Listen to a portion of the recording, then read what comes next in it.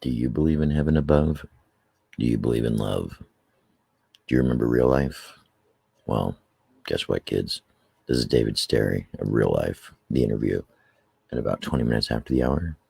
Enjoy. Here we go. All right.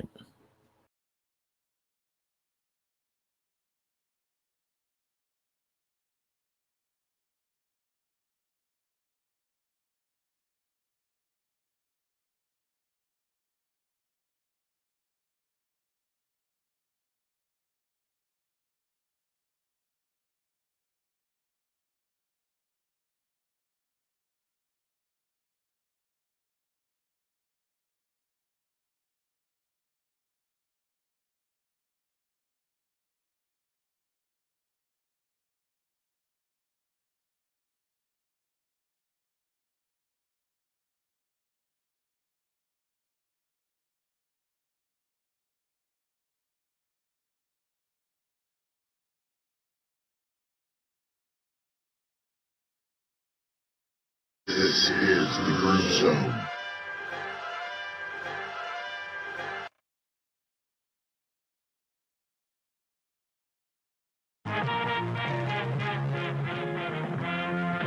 It's The Sessions with DJ D Phoenix, Monday, Wednesday, and Friday at noon and 6 p.m. Pacific, right here in Olympia, Washington, only on Neo Red. Oh my gosh, first of all, thank you so much for putting some time aside. I totally appreciate this. Nothing else to do today. So much good. Hey, before we get started too, could we do it? Hello, Sherry. There's a person over Oh, there. hello, Sherry. David. There you are. How Yes. you doing? I love the gray. Well, yeah, I stopped dyeing my hair years ago, and I've got my leftover lockdown beard on, so yeah. I've Good. got enough in here to salt and pepper it. I like my gray. I would never cover it up. I've named every one of them. Ex-husband, Three. Cool. I actually, I wish it would go whiter. It's not white yet, and I want it to go really white. That'd be cool. So That's what I want mine too. Yeah. My grandmother passed away with a full head of just absolutely stark white hair. That's what I'm. Yeah. my mum and dad too both had white hair. Yeah. Okay. Hey, David, real quick. Sherry, forgive me, but could I get a couple of real quick plugs for the station from you? Yep. Sure. Awesome. It's just Neo Retro. Neo Retro. Neo Retro out of Olympia, Washington. Yeah, and I'm just going to let you do your thing. But if we could do a couple of those real quick would be awesome, and then we'll do the interview. All right, mister, it's all you. Okay. Hi, David Sterry from Real Life here. You're on Neo Retro. How fabulous is that? Ow! Rock and roll. Ow! Oh, love it. And then one more, mister. Okay. Hello, this is David Sterry from Real Life in Melbourne, Australia, and you're watching or listening to or both Neo Retro. Ooh. Rock and roll. Awesome. Rock and roll. Awesome. Cool. Yeah, Awesome. let's go right into this. Yeah, let's just go right into it because this is going to be a fun one. I know it is. Hey, Absolutely. you're listening to Neo Retro. I'm DJ D Phoenix coming to you live from Olympia, Washington tonight. And very special friends, actually a very special guest. I've got with me Sherry Mother Nature Wynn. Sherry, how are you? Hey, babe. Doing Hey. good, thanks.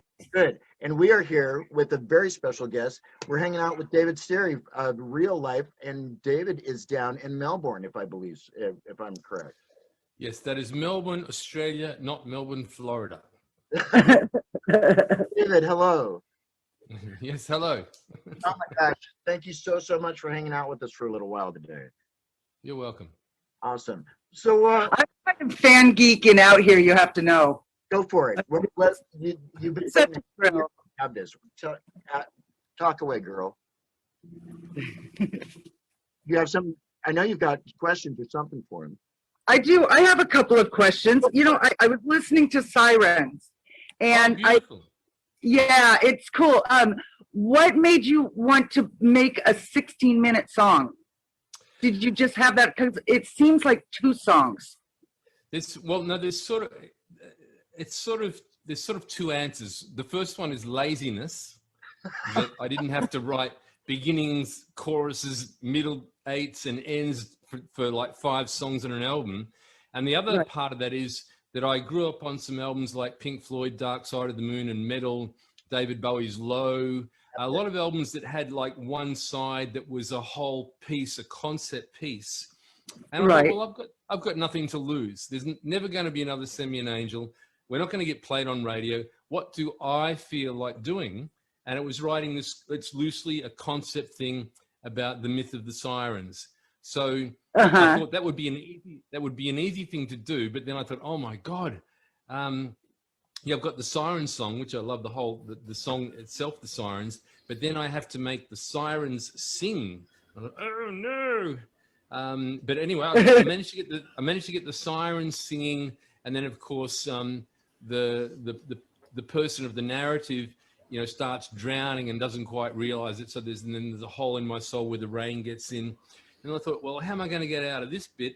So I thought, okay, aliens. He's crying for help and he's in the water, and there's aliens from outer space go, we're out in the solar system, we're here to listen, and they'll save him, but they don't. It does. And he ends up drowning. Poor bastard. Aliens. Oh, that's where, because I wondered where the line from the bottom of the ocean came from. That's him drowning. Yeah. So the very last piece is sort of melt. Sirens has 5 parts, that are kind of little songs in themselves. So the last one is melt, where the aliens have just pissed off, and a mermaid with a beautiful voice just says, melt into me. So he's dying in the ocean. And it also relates back to the opening line of the song. The first line of the song is, I listen to silence. I listen to it every day, and no one can hear me, not in this world anyway. The further I fall, the closer I get to heaven. Are we there yet? So closer I get to heaven, then from the bottom of the ocean, I'm closer to the moon. So yeah, I was trying to be really clever. I'm not. You were clever, almost too clever. I like the song. I like the whole album. It's very cool. Thank you. I'm absolutely proud of it. I love it. It's one of my favorite things I've ever done. I've worked very hard on it. It's basically just me on my own, of course, but I'm very proud of it. I love it. And what album? Very cool. Sorry. What album was that off of? The new one. The Siren. Oh. Brand new. See that? Brand new. Look. It's available on CD and vinyl, gatefold cover. It's fabulous. They do still make those. Well, I did. I decided from when I thought, if I'm going to write a record, I don't, I get iTunes and all that stuff, but I don't like it. I don't listen to it. I thought, I'm going to make an old-fashioned record where you sit down and you read every word on the cover. And it's a gatefold album. It's heavyweight vinyl. So there's vinyl and CDs of both of them. There's only 300 each. But I did it for myself. I did it just because I wanted to. That's awesome. That is so awesome. So you haven't stopped all these years working on music. You've had a number of different incarnations of the band. Yeah. And then even beyond that, though, you've still managed to put your own work out there, which is great. Yeah. Well, it's, I was never like a great front person. Like, I didn't have the personality of a Mick Jagger or a Michael Hutchence or a Bono. So I'm always associated with real life. So I thought, well, I know it's only me in real life these days, and whoever's standing behind me is the rest of real life. But I thought, bugger, it's my brand. There's no point in trying to be, David Sterry. No one knows that. It's real life is the brand, and I've kept it.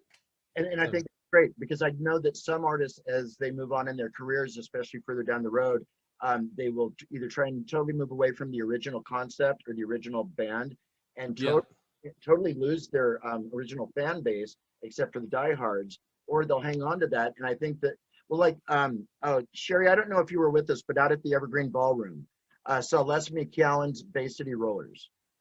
The what? Oh yeah, okay, the Bay City Rollers. Wow. No, you didn't go. You were feeling sick, and I had your albums autographed. Remember? No. You don't, the Bay City Rollers? Bay City Rollers, yeah. I love them. That was like my first. Yeah. Okay, right. And what was my point? Oh, for God's sakes, I have no idea. It was about the one person carrying on the name. Yeah, carrying on the name. So you didn't have to be a Bono, and you didn't have to be a Sting or anything like that, because at that point in time, David, when real life first popped onto the American scene, we needed something like you. Send Me an Angel was darker. Well, it was darker. It definitely Yeah. it was exactly what that time needed. Yeah. You know, actually, our keyboard player at the time, Richard, he said when he first heard it, I remember distinctly playing it to Richard backstage at a club we were about to play a show. And Richard said to me, "Why do you have to always be so negative?" Because he thought the lyrics were so negative. And then the reason is that I've always had anxiety and depression. I can't write anything really happy, even though I can be happy. Right. So it seemed like a darker version of something, didn't it? I agree, it's not a happy song. Didn't I agree? It's not a happy song. Well, and the visuals for the video, you know. Well, that's yeah. Misty, well, dark in the forest and all that. Yep. Well, it's interesting talking about that video. There'd been some horrible fires in Victoria with the state of Melbourne, where the state of Melbourne is. Melbourne is the state of Victoria. Okay. Some huge bushfires and a whole lot of people had died. And these two guys called the Rich Kids that were directors, their first video clip was a song called Shivers by The Birthday Party, Nick Cave's band. Oh. So Yeah. these guys were going to direct our first video, and they said, let's make it kind of Beauty and the Beast. So we went up to where the fires had been, and we had the girl in the video is the sister of Roland S. Howard, who was in the birthday party, who tragically died. So the girl is Roland's sister. Wow. The young girl in there who's not in it very much was in a movie called Dogs in Space that was about Melbourne, and Michael Hutchence is the star of that. Oh, no way. Yeah, Dogs in Space. Write that down and look it up. It's fantastic. Dogs in Space. Okay. Yeah. The guy who did the makeup eventually won an Oscar for makeup on Braveheart. Wow. So it was quite an epic little cast. And the guy on the horse is the bass player from Crowded House. Oh gosh. And What? he was wig. The wig that the mask he's wearing was made by the guitar player from Ice House, an Australian band. So Wow. My Lord. Yeah. What? That's cool. You, a regular fan, does not know that. Oh my gosh, David, that is amazing. Just out of curiosity, though, which member of Split Enz, the bassist, who was it? Nick Seymour. Oh my gosh, no way. The bass player. Player, Wow. yeah. Wow. How cool is that? Mm. Wow. That's wild. I know. What a fun. I love that, because now I'm going to watch that video next time so much differently. I just watched Yeah. it. I just watched it. I had to pull it up. Yeah.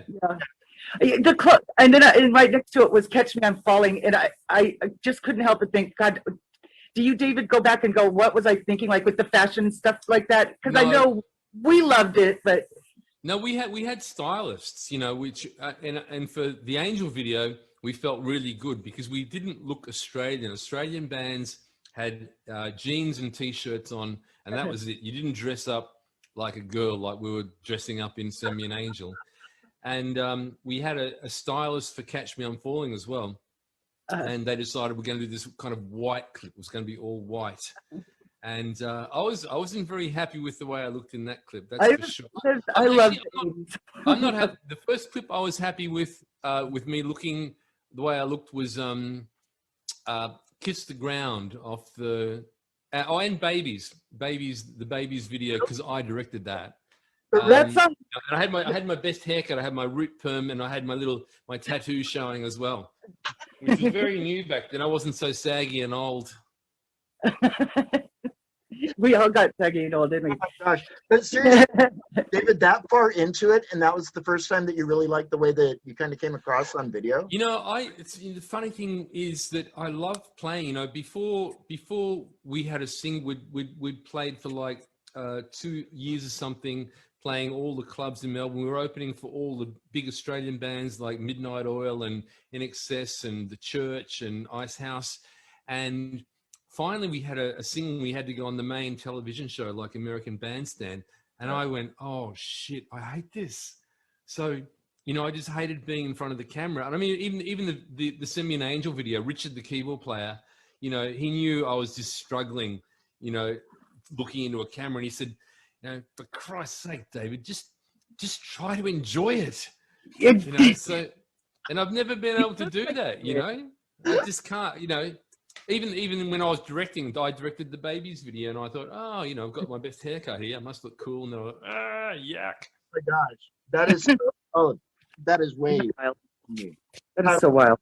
Speaking of American Bandstand, one of my cousins, Robin, was actually one of the bandstand dancers around the same time that Send Me an Angel came out.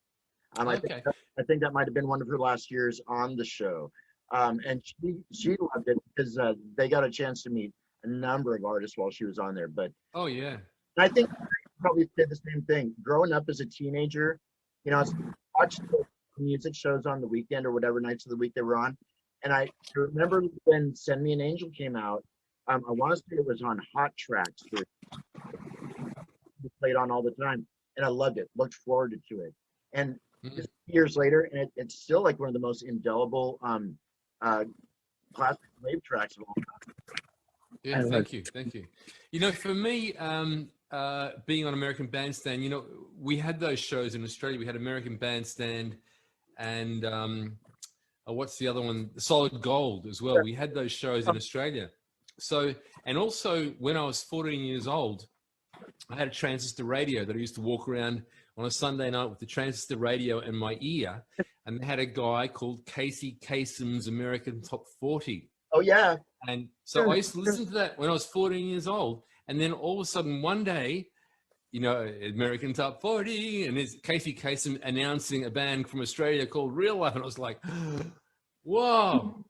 Whoa. You knew it arrived at that point. Yeah. Oh my God. There's a whole little milestones like that. It's a funny journey, you know. You've got to have a sense of humor, I think, to appreciate it. Well, the thing is that you've got an incredible attitude. Not everybody that, you know, came out of that whole period of time have the fondest memories of it. You know?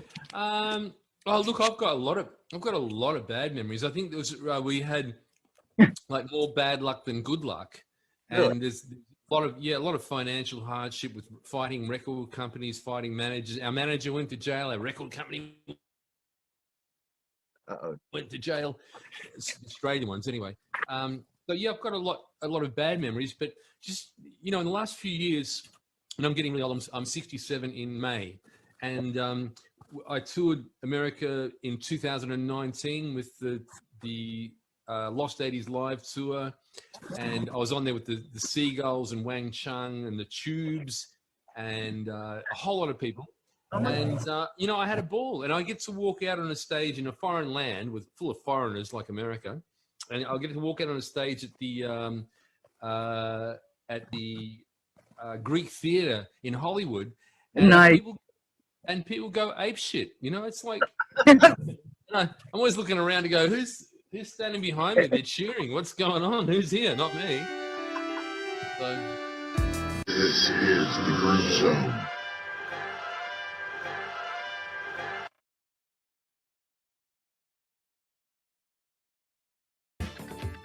Live out of Olympia, Washington, the epicenter of everything hip and cool. I'm DJ D Phoenix, and we are hanging tonight with David Sterry of Real Life, and my friend of many years, Sherry, Mother Nature Wynn. Hey guys. Hey, David, I was curious. Do you still have that 4-track, the tape player that you did Send Me Angel on? No. I remember. No. You know, yeah, No, that no. broke down a long time ago. Yeah. That'd be interesting. Not that it would really, you know, work in today's music, but it kind of just for the nostalgia of it. Yeah. I love the new technology. I use a program called Logic in my Macintosh computer. I've got as many tracks as I like, not just 4. So yeah, I don't really miss the 4-track recorder very much. I bet. No. Yeah, I bet. So do you have you at your house? My house? Well, you're actually in my studio. What you can't see is 1, 2, 3, 4, 5, 6 synthesizers. Oh, There's, cool. there's a Fender Telecaster and a Stratocaster, and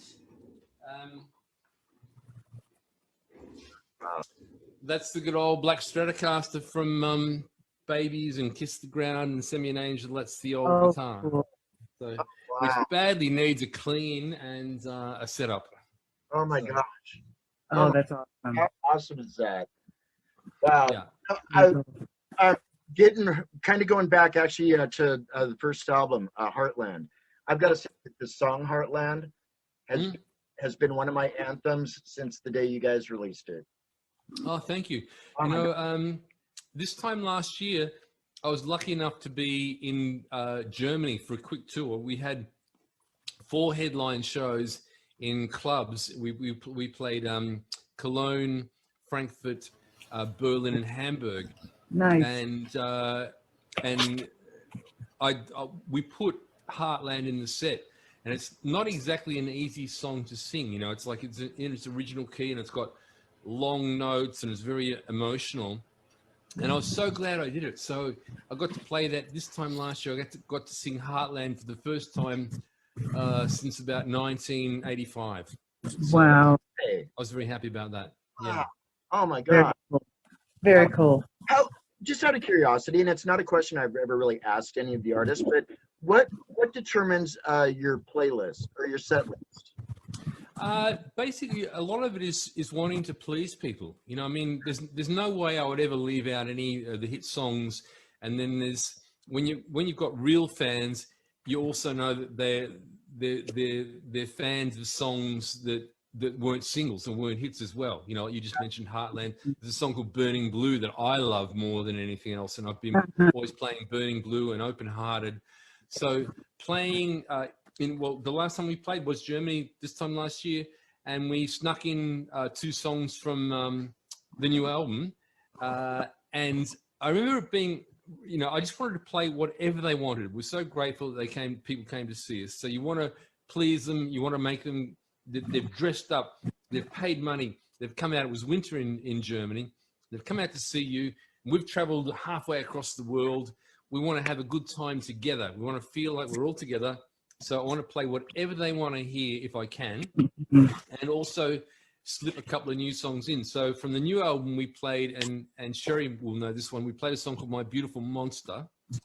And I like that song. And we played a song called Dream On as well, which is the next one as well. So halfway through the set, you know, I sort of say, okay, everybody, we're going to play a new song. And you see their faces go, oh, no, he's going to play a new song. No. And Beautiful Monster starts out really kind of slowly, you know, and then it has this chorus that just goes bang. It's got My Beautiful Monster. And all of a sudden their faces light up and they start going, yeah, this is good. And I'm just like standing there relieved. And we played Dream On. We even played Dream On. You know, the last song is usually Send Me an Angel. We played Dream On as the encore. And Dream On is kind of like a Gary Glitter kind of glam rock thing with synthesizers. And it's just it's a storm. It just goes down really, really, really well. So I need to play all the old songs because I want to sing them. The audience wants to hear them, but I do have to play something new to say that I'm not dead. I'm great, but I'm not dead. I'm still doing stuff. What's that? I like it. I like Beautiful Monster. Also, Where's God? Did you write that regarding this pandemic? It seems like that's actually the oldest song on the album. I wrote that I didn't have the words to it. I wrote the music to it. About 10 years ago, actually. I had the music for that. And I wanted to turn it into a song. I knew what I wanted it to be about. It's just one of those, it's one of those things where you go, well, look at all this shit happening. Look at the way people are treating each other, how badly, you know, people are starting to lie and deceit, you know, everywhere. And you just think, well, you know, where's God while this is happening? Right. Yep. Right. Yeah. Sherry, have you seen Real Life in And I'm an atheist. You wouldn't have known, huh? Have I seen Real Life? I left the when you guys were touring with Eurythmics, you were in Seattle, and I saw that was the last show. That was the very last show. Really? Yeah, Isn't that was the last show of the tour, and we were staying at the Edgewater Inn Hotel. exactly? I went Yeah. there. I went to the Edgewater, and I don't remember if I got to hang out with you guys or not. But I mean, that was I totally there I was- left the show. There was parties on. I remember. I have two very beautiful memories of that night. Really? Oh, Yeah. oh, really? What was her name? No kidding. No, you're right. There was two. Oh. Yes. Right on. The There's some Edgewater, things you just never forget. the Edgewater, one of the most infamous rock and roll hotels in the world. Yep. Well, the Beatles stayed there, and Led Zeppelin stayed there, and you can get a fishing rod down at reception, and you can sit on your room and put your rod out the window. This is the Groove Zone.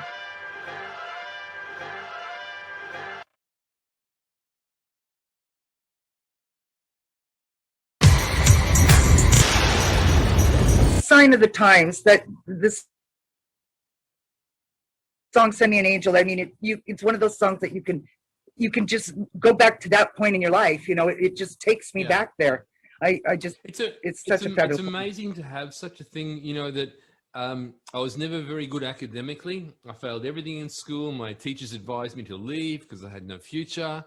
Really? And then to have something so wonderful where everyone tells me a story about who they were when the record came out, and they tell some amazing stories about Yep.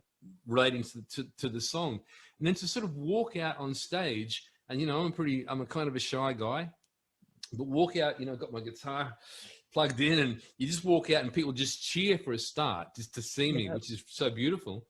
And then they're going to sing for 3.5 minutes. They're going to sing "Send Me an Angel" at me, and they're going to forget all their troubles. And I can do that anywhere in the world, you know? Yeah. It doesn't matter what side of the political fence or religious fence or whatever everyone's on. You've got something that's more powerful in some ways than a nuclear bomb. Oh my So- Yeah. God. And resonates so much. Oh my gosh. What a way Yeah. to do it. Oh, it was such the end of the innocence, though. You know, you think back to those days, gang fights or just things like that. It wasn't as harsh as it is today, and I so miss those days as far as kindness goes. We just don't have that anymore, you know. It's a strange world we live in, isn't it? You know, it's Indeed, it's scary. It's scary. How are it things, is. how are things down there? How are you handling, you know, whether the pandemic or whatever? How are things? Well, actually, we've had less than 1,000 people die in the whole country. That's what I've heard. Wow. We've been very strict about it, especially here. Melbourne was where I live, is the worst place. We had a 4-month lockdown where you could go out to buy food and that you had to wear a mask, and we just accepted that. And then we've had, I think, 27 days recently with no cases. The only cases we have are people in quarantine. We've got the tennis open here at the moment. So we've got all these tennis players in Melbourne, and people coming. They've been in quarantine. They've been complaining that they get paid so much money and they've had to stay in quarantine for 2 weeks. So we've got all your Williams, your Serena Williams, and everyone's down here at the moment, and they're whinging and complaining. So the only cases we have come in from overseas at the moment. Wow. Your government did the smart thing though, and basically closed its borders when this all started. And I think, we did. yeah, and I think that's and it's an island, more or less. So it's like you didn't have to let anybody in if you didn't want. Oh, we like people coming here. Well, I know you do, and we've got a bunch of people. And we like going away too, you know. No doubt. Well, for what it's worth, yeah, I've been in contact with actually a few different musicians over the last year or so since this all started that are down in Australia. So I've got who's that? Do I know any of them? Jordy Davison from San Cisco. Mm. Not from San Cisco, definitely a great alternative group. I think I've heard of them, but I don't know them yet. They're much younger than me, obviously. Yeah, check them out. Dig them. Corey Pryor. Corey Pryor was with the Newsboys and Sozo. I mean, now he's a DJ doing Tenet. And Okay. Corey's down in Victoria. Dub Effects. Yeah. Okay, actually, Dub and I have the podcast Hook, Line, and Thinker. Got him on a interview last year, and we had such a great conversation. It turned into a podcast series. Who else spoken? Anyway, but yeah, so I've gotten a chance to hear a little bit about what's been going on down there. Yeah. Oh, well, look, we've been lucky, but we've sort of taken the best medical and scientific advice. We haven't sort of, said there's been a few stupid protesters, but basically we've just done what we were told. We had a big one. His name was President Trump. Man, that guy, he could not stay. He couldn't help us to be healthy. Bless his heart. Well, the rest of us sort of breathe a sigh of relief where dignity and respect and politeness seems to have returned to the United States. Thank God for that, Well, what we are expecting in the very near future is a lot like I've been seeing the things on TV about how soon we'll have to be dressed like Mad Max in Australia. However, yeah. Well, but I've got to say, how cool is that? I don't know. I mean, it's good. Mad Max wore great clothes. All I can say is ready, my friend. Hey, we need to take a quick break, and then we'll come right back. But I do want to do something. I want you to give me a song request. If I could play anything. Song request? Yes. If I could play you anything right now as we go out to a commercial, what would it be? Blue Monday, my favorite song of all time. Now, which version, though? Because the original version. Either that or Strangers in My Wife by Frank Sinatra. Ooh, that's a good choice, though. I don't know. We might have to do both of them, actually. That might have to happen. Although, speaking of Blue Monday, and we'll come back and talk about the album, but you did 80s synth essentials. Yes. And I believe... Yeah, I did it. I know. I know. So I think we should do the real life version, too. Anyway, guys, DJ D Phoenix hanging out with David Sterry and Mother Nature, Sherry Wynn. We'll be right back after this. This is Blue Monday. New Order. We'll be right back, guys.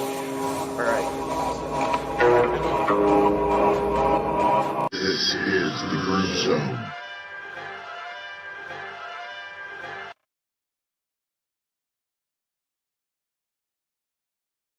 All right. Yes. Okay. And the other one is... What was the other one again? I don't know. Okay. So this song, when you hear it, if you're driving a car, this song makes your car go faster and better. And it's called Radar Love by Golden Earring. And I can play it and I can sing it very well. And I want to hear that version sometime there, my friend. All right. The time gods are saying it's time and it's over. David, thank you so much. See you guys. All right. We'll talk to you later. All right. Bye-bye. Bye. Have a great night. Pleasure. All right. Thank you. What a thrill. What a thrill. Oh my gosh. Wasn't that? How cool is that? No, that was awesome. Well, if you ever want to sit in on one with me, I love you, D. I love you too. We'll talk soon. This is the Groove Zone. And that was the David Sterry interview. I want to say thank you again to David very much, and also to Sherry for being able to hang out with us. So, guys, I hope you enjoyed it. We've still got more to come, so don't go anywhere. Be checking into some of our programs online, too, because we've got a bunch of it just out there somewhere. On behalf of the Groove Zone crew, this is DJ D Phoenix. See you guys soon.